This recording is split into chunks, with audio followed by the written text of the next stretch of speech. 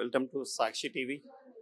ఈరోజు మనం చూసుకున్నట్టయితే Osmania general hospital, historic hospital ఏదైతే ఉందో మన హైదరాబాద్ మూసి పక్కనే, అది ఒక హిస్టరీ క్రియేట్ చేసింది. ఒక 5 ఆర్గాన్ ట్రాన్స్ప్లాంట్ ఆపరేషన్ చేసి సుదీర్ఘమైన 36 గంటల తర్వాత ఒక 30 ఏళ్ళ ఒక పేషెంట్ని వాళ్ళు సక్సెస్ఫుల్గా ఆపరేషన్స్ అన్నీ కూడా, ఆ ట్రాన్స్ప్లాంట్ ఆపరేషన్స్ అన్నీ కూడా చేసి వాళ్ళు ఈరోజు విజయవంతంగా ప్రపంచానికి చూపించారు.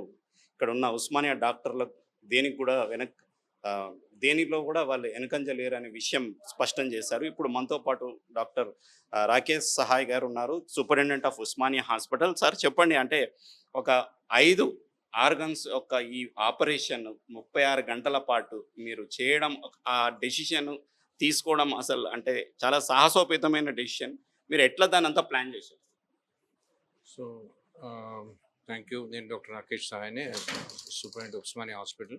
సో ఇట్లా ఈ పేషెంట్కి ఉన్న ప్రాబ్లం అంటే, ఈ పేషెంట్ వచ్చిన ప్రాబ్లం అంటే డియోడినల్ అంటే మొత్తం small intestine and duodenum and కోలన్లో పాలిప్స్ ఉండే. పాలిప్స్ అంటే ఒక రకమైన ప్రీ క్యాన్సరస్ కండిషన్ ఉంది. దాంట్లో ఆపరేషన్ కూడా జరిగింది ముందు. అండ్ దాంట్లో ఆయనకి ఉన్న పెదాలు సరిపోత లేకుండే, కొంచెమే ఉండే దాంట్లో కూడా ఒక ట్యూమర్స్ ఉన్నట్టు కనిపించినాయి ఎండోస్కోపీ చేసినప్పుడు. సో దానికి మా surgical gastroenterology department doctor Madhusudan గారు చూసి ఆయన అంతా లిటరేచర్ రివ్యూ చేసుకొని అందరు ఎక్స్పర్ట్స్ని కనుక్కొని దీనికి మల్టీ ఆర్గన్ ట్రాన్స్ప్లాంటే, మల్టీ విసరల్ ట్రాన్స్ప్లాంటే సూటబుల్ ఉంటుంది అని డిసైడ్ చేసుకొని దాని తరఫున జీవన్ దానిలో రిజిస్టర్ చేసి అక్కడ కూడా అన్ని డాక్యుమెంట్స్ సబ్మిట్ చేసి వాళ్ళకు కూడా కన్విన్స్ చేసి ఇది రిక్వైర్డ్ ఉంది ఈ పర్టికులర్ పేషెంట్కి అని చేసి దీనికి మనము రిజిస్టర్ చేసినాం. అండ్ ఈ లక్కీలీ లాస్ట్ 3 days బ్యాక్ మా దగ్గర ఒక డొనేషన్ జరగడం వలన, ఆర్గన్ డొనేషన్ జరగడం వలన ఈ ఆపరేషన్ చేయగలిగినారు. సో అంటే ఒకటే పేషెంట్ నుంచి తీసుకున్నారు సార్? ఒకటే పేషెంట్ నుంచి. ఇప్పుడు మనం ఆర్గన్ డొనేషన్ అంటాం కదా. ఆర్గన్ డొనేషన్ అంటే ఎవరైనా బ్రెయిన్ డెత్ అంటే బ్రెయిన్లో ఏదైనా ప్రాబ్లం వచ్చి బ్రెయిన్ ఆగిపోయింది, బ్రెయిన్ పనిచేస్తలేదు అంటే, ఈ పర్టికులర్ పేషెంట్లో బ్రెయిన్ హెమరేజ్ అయిపోయి బ్రెయిన్ అంటే వాళ్ళకి రికవరీ ఛాన్స్ లేదు, బ్రెయిన్ డెత్ అయిపోయింది. ఇంకా అవయాలు ఇంకా పనిచేస్తున్నాయి, అవయాలు అంటే హార్ట్ ఇంకా పనిచేస్తున్నాయి. ఆ పరిస్థితిలో ఈ అవయాలు వాడచ్చు. వాళ్ళ అవయాలు డొనేట్ చేస్తే, ఇప్పుడు ఒక పేషెంట్ ఒకటి ఆర్గన్ డొనేషన్ చేసినారంటే 8 మందికి బెనిఫిట్ కావచ్చు. అంటే కిడ్నీ ఉన్నాయి, 2 కిడ్నీ ఇద్దరికి వెళ్తుంది, ఒక లివర్ ఎవరికైనా వెళ్తుంది, మళ్ళీ హార్ట్ కూడా వాడచ్చు, లంగ్స్ 2 ఇద్దరికి వెళ్ళొచ్చు. దాని తర్వాత ప్యాంక్రియాస్. అండ్ ఇప్పుడు మా దగ్గర స్టమక్, డియోడినమ్ అండ్ ఇంటెస్టైన్స్ అన్నీ వాడినారు. అది సాధారణంగా జనరల్లీ జరగలేదు ఇప్పుడు వరకు మన దగ్గర దానిలో కూడా. అన్లెస్ రెండు సార్లు మా దగ్గర ఇంటెస్టైన్ ట్రాన్స్ప్లాంట్ అయింది, అప్పుడు ఓన్లీ ఇంటెస్టైన్ వాడినారు ఆ పర్టికులర్ పేషెంట్లో. అపార్ట్ ఫ్రమ్ కిడ్నీ అవన్నీ వాడడంతో పాటు ఇంటెస్టైన్ వాడినారు. సో ఇక్కడ ఈ పేషెంట్ డొనేషన్లో మేమేమో స్టమక్, డియోడినమ్, ఇంకా small intestine, large intestine, pancreas ఇది వాడినాము. ఇంకా లివర్ ఏమో వేరే హాస్పిటల్కి వెళ్ళింది. ఇంకా కిడ్నీ మా దగ్గర కిడ్నీ పేషెంట్కి బెనిఫిట్ అయింది ట్రాన్స్ప్లాంట్.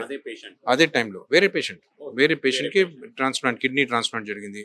అంటే కిడ్నీ ఫెయిలియర్తోని ఉన్న పేషెంట్, డయాలిసిస్ మీద ఉన్న పేషెంట్కి బెనిఫిట్ అయింది. ఆ పేషెంట్ కూడా ట్రాన్స్ప్లాంట్ అయింది. అట్లనే కార్నియా తీసుకున్నారు. కార్నియా అంటే ఐస్ డొనేషన్. కార్నియా ఇద్దరికి వెళ్తుంది. సో 2 పేషెంట్స్కి బెనిఫిట్ అవుతుంది. వాళ్ళు సరోజిని హాస్పిటల్లో పంపించినాము. అక్కడ వాళ్ళు దానికి ప్రాసెస్ చేసి మళ్ళీ కొంత స్టోర్ చేసి తర్వాత వాడతారు. ఇవి అవయాలు ఏమున్నాయంటే అప్పుడే వాడవలసి వస్తుంది. ఇంకొకటి స్కిన్ డొనేషన్ కూడా తీసుకున్నారు. స్కిన్ కూడా ఏం చేస్తారంటే స్టోర్ చేసి పెడతారు. ఆ స్కిన్ కూడా తర్వాత వాడే అవకాశం ఉంటుంది. పర్టికులర్లీ బర్న్స్ పేషెంట్స్ ఉంటారు మన దగ్గర. బర్న్స్ పేషెంట్స్కి వాడతారు.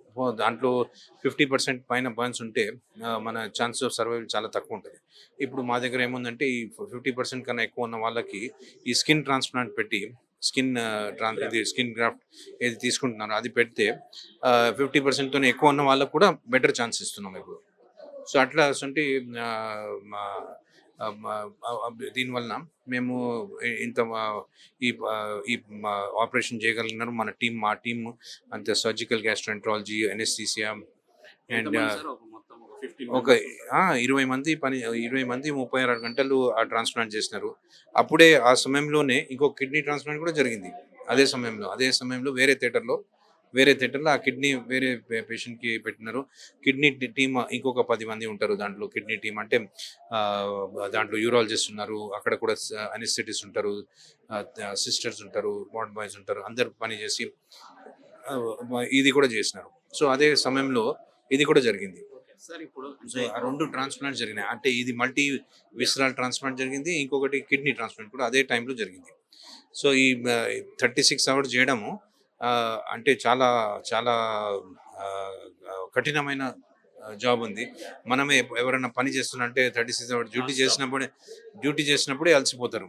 ఇదేమో కంటిన్యూస్గా 36 అవర్స్ వాళ్ళు ఆపరేషన్ చేయడము, కాన్సన్ట్రేషన్ తోని పని చేయడము అండ్ అవన్నీ ఎందుకంటే వాళ్ళకి ఆ డిటర్మినేషన్ ఉంది, వాళ్ళకి ఆ మనసులో డెడికేషన్ అండ్ డిటర్మినేషన్ ఉందని అవన్నీ మర్చిపోయి నిద్రని, ఆకలిని అన్నీ మర్చిపోయి 36 అవర్స్ కంటిన్యూస్గా చేసి ట్రాన్స్ప్లాంట్ అది అన్ని ఆర్గన్స్ని పెట్టి మళ్ళీ ఆ పర్సన్ని మంచిగా రికవరీ అయినది.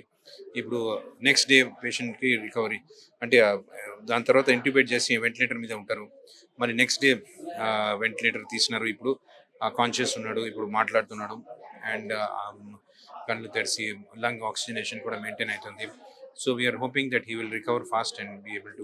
అసలు ఎందుకు వచ్చింది సార్? ఇది ఏం డిసీజ్? రేర్ డిసీజ్ అంటే ఇది ఏముందంటే కోలాన్లో పాలిప్స్ ఉంటాయి. అంటే మొత్తం ఫుడ్ పైప్లో right from colon, small intestine ఇవన్నిట్లో పాలిప్స్ అని చిన్న గడ్డల్లాగా ఉంటాయి. సో అవి ఏమైందంటే కొందరికి చాలా మందికి ఉంటుంది అది, కానీ కొన్నిట్లో ఇట్లా ఈ పాలిప్స్ ఏమో మెలిగ్నెంట్ అయిపోతాయి, అంటే క్యాన్సర్గా టర్న్ అవుతాయి. ఆ క్యాన్సర్గా టర్న్ అవుతున్నాయి అంటే అప్పుడు దానికి ఆపరేషన్ తీసేయవలసి వస్తుంది. ఆ తీసేయాలంటే ఆ భాగం తీసేయాలి. సో ఆల్రెడీ ఆయనకి ఒక సంవత్సరంన్నర కింద ఒక కోలన్ అండ్ ఒక కొంచెం పార్ట్ ఆఫ్ స్మాల్ ఇంటెస్టైన్ కూడా వేరే హాస్పిటల్లో ఆల్రెడీ తీసినాక ఆయన బాధలో ఉన్నాడు. అప్పుడు ఇక్కడ వచ్చినప్పుడు మేము ఇంటెస్టైన్ ట్రాన్స్ప్లాంట్ అనుకుని వచ్చినాడు. కానీ ఆయనకి చూసినప్పుడు ఆ ఇంటెస్టైన్లో ఉన్న స్టమక్లో కూడా ట్యూమర్స్ ఉన్నాయి. సో అవన్నీ తీసి కొత్తగా ఇవన్నీ పెట్టినారు, ఈ 5 ఆర్గన్స్ పెట్టినారు. సార్ అంటే కార్పొరేట్ హాస్పిటల్ కూడా ఎప్పుడు ఇట్లా చేయలేదు సార్.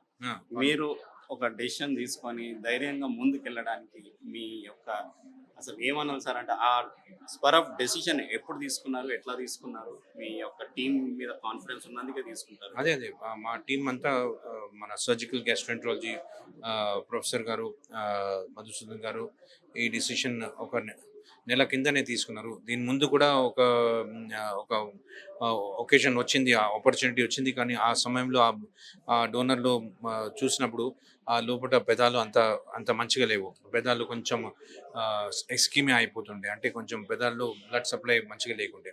సో అందుకోసమే అప్పుడు అబాండన్ చేసేసిన, అప్పుడు అది విడిచిపెట్టేసి ఓన్లీ అప్పుడు లివర్ అండ్ కిడ్నీ ట్రాన్స్ప్లాంట్ చేసేసి ఆ పేషెంట్ని ఆ డొనేషన్లో అంతనే చేయగలిగినాం. ఇప్పుడు ఈ సమయంలో ఇవన్నీ చేయగలిగినాము. మా అడ్మినిస్ట్రేషన్ అంటే మా డైరెక్టర్ గారు, డిఎంఈ గారు, ఇంకా మా గవర్నమెంట్ తరఫున మా మినిస్టర్ గారు, ఈవెన్ హెల్త్ సెక్రటరీ మేడం అందరూ కూడా సపోర్టివ్ ఉన్నారు, మాకు ప్రోత్సాహం ఇచ్చినారు. సో దానివల్ల మేము చేయగలిగినాము. ఇంకా ఈవెన్ చీఫ్ మినిస్టర్ గారు మెసేజ్ పంపించినారు.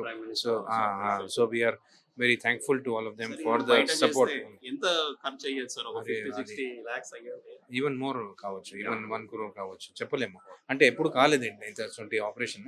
కానీ looking at the number of organs and the number of medications required, number of hours required in OT టైంతోని కూడా క్యాలిక్యులేట్ అవుతా ఉంటుంది కదా.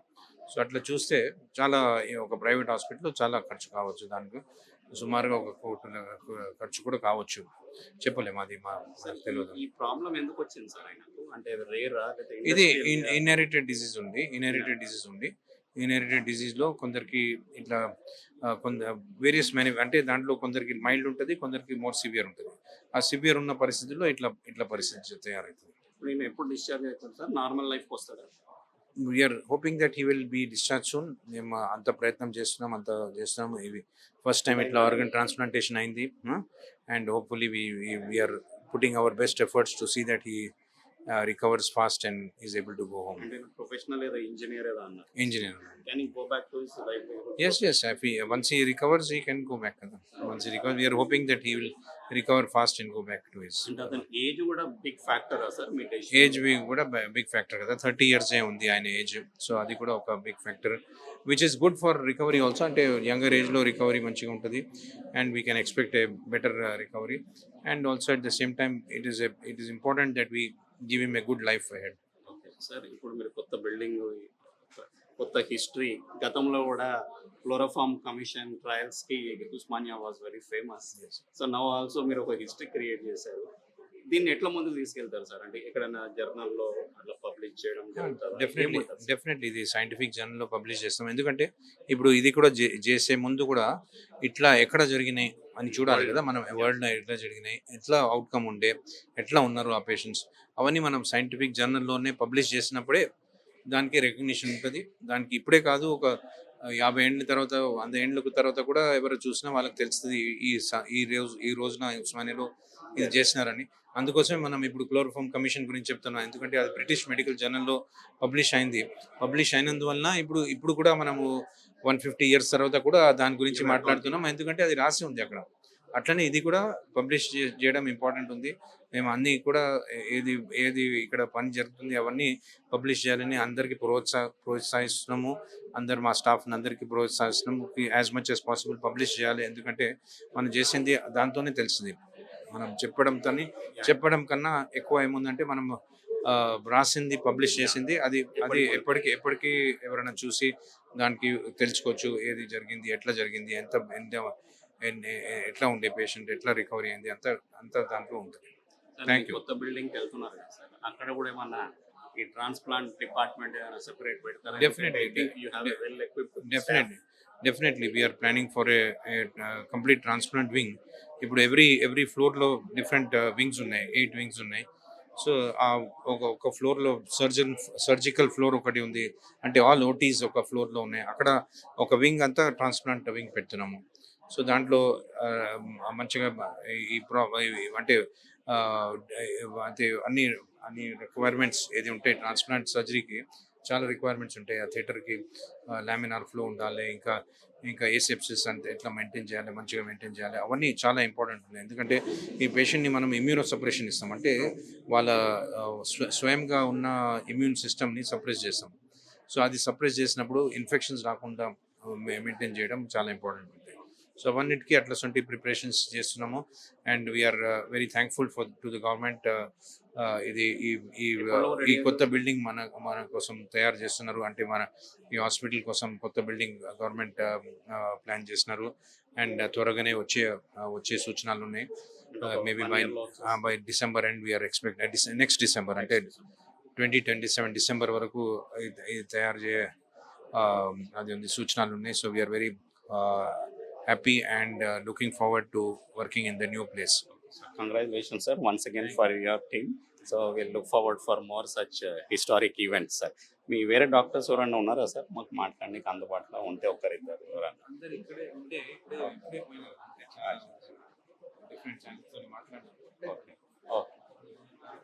మధుసూదన్ గారు ఉంటే కొంచెం ఓకే.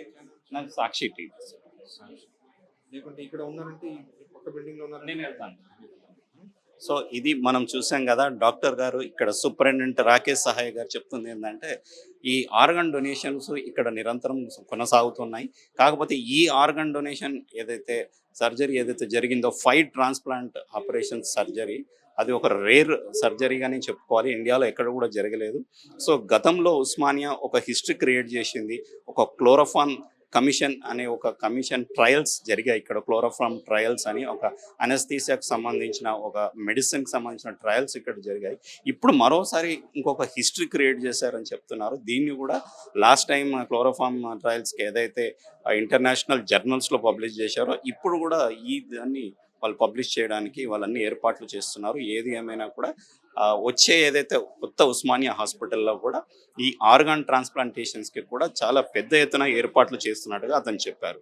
సో, ఇది మనం ఈసారి చూసుకున్నట్టయితే ఉస్మానియా హాస్పిటల్ డాక్టర్స్ చేసిన చరిత్రని మనము సాక్షి ప్రేక్షకులకు తీసుకొచ్చే ప్రయత్నం చేశాం. వీడియో జర్నలిస్ట్ శివతో correspondent journalist Sakshi for Sakshi life.